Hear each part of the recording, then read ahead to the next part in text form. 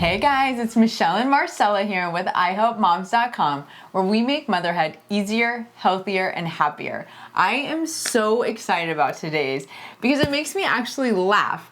You know, I may be the only person here, but I read every parenting book possible, everything about smart kids, everything about perfect sleep. I'm like, I have got this down. I was the best parent before I had kids. Yeah, we all are. And then you have one, and then you have two, and then you have three. You're like, time out, wait, I need a little bit of a parenting reboot.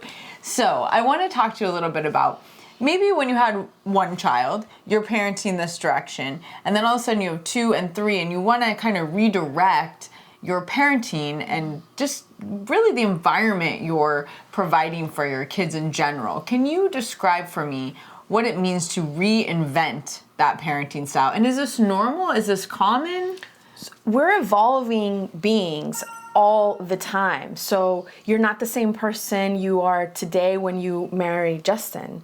You're not the same mom today as you were, like, no, and especially like when we had imaginary kids, like we were different parents to when I was traveling to Paris all the time, but I never have, but it's okay. In my imaginary world, my child slept through the night like miraculously, and I could on their own. breastfeed. I was the best breastfeeder ever. I did a lot of things in my imaginary life with kids, so I get it. But so this is something that I love to teach, and it's to embrace that we are evolving beings. So I want you to think of your desire as like those whack-a-moles at the fair that like once you knock one thing, something else pops up. So we're constantly in this state of evolution and desire, right? That's amazing. So the key of parenthood is there is no one mold that fits all. Right. And you can't hold yourself hostage to what you thought it was supposed to look like. And I think that's where a lot of people struggle. I love that. And especially partners struggle, because a lot of times when there's not a great foundation for communication, a lot of times people are like, wait, but you're not the same person, or this isn't what we said, or this, it's like, you know what? It's okay. We're supposed to change, but it's how we change together. Oh, that's amazing. So it's about figuring out, what does parenthood feel like? What does the ideal journey of parenthood feel like for you? And this is the trick. The trick is to get out of your head, because our brain is sometimes wired to protect us and it keep us stuck. Mm-hmm. So we have these ideas of what it was supposed to look like. Yeah. And I think the struggle sometimes is, what I have doesn't match up to this. And there's struggle. But if you can tap into what you want it to feel like, that's where the magic can start to happen. I love that. Because that, you can start to make changes like that. So let's talk about that. What are some of the signs that we should be aware of in our household that maybe we do need a little bit of a revent or invention of what our blueprint was? All right, so brace yourselves, because hold on tight. Hold on tight with what I'm about to say. So if in life so I like to teach the 80-20 rule. So in an ideal, in a happy, healthy home, and that looks differently for everybody, right? You should be enjoying your time with your family 80%, 70 to 80%.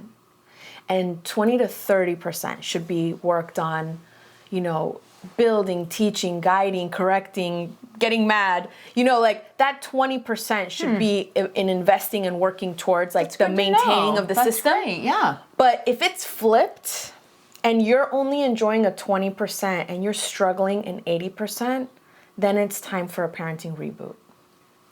Wow, I really love that. I love that because I think it gives us a framework, just an overall picture of what that should look like in our household.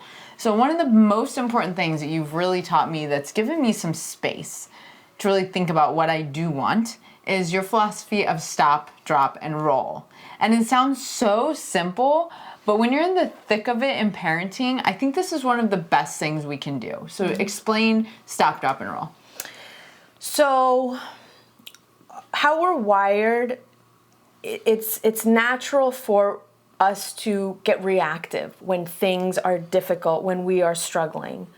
But the most useful way of dealing with it is actually the opposite, right? So a lot of times parents will make decisions from that angry place. Yeah.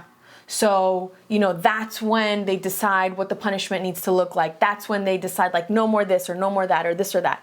And that's not the moment we should make decisions. So when we are upset, our frontal lobe, the part of our brain that helps us make good decisions, is offline. So when you're mad, that is the worst time to make any kind of decision. Any decision. Wow. We never make decisions from the basement. Like, that is like my philosophy.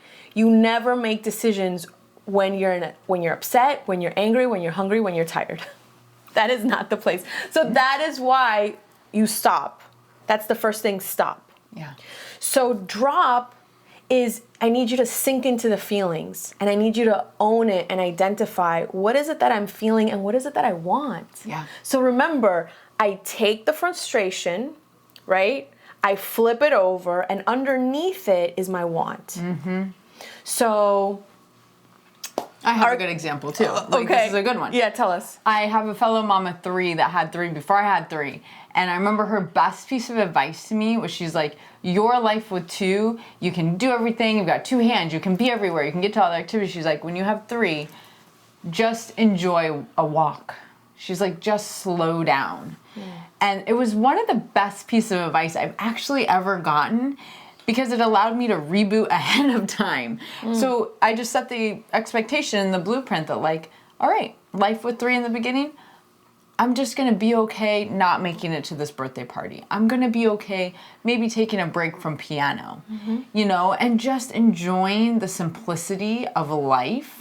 And it was an awesome drop into it moment for me. So I think that's like a great example of a mom that really recognized that need for, like, what do I want and how do I do that? Exactly. And I can tell you, you were able to get clear on you wanting to enjoy more because you had the experience of frantic running all over the place like a crazy woman. Yeah.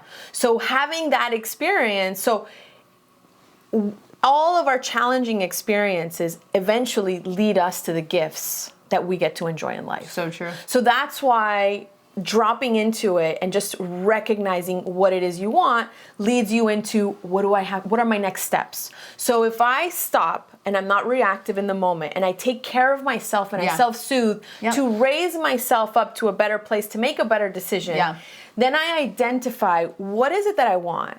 Right? Take my frustration, flip it over. Oh, this is what I want. Okay. And now I'm in a position to take the next steps towards that. So that's when you roll into it. It's amazing. Is there anything better we could role model and teach our kids than emotional intelligence and helping them to work through problems?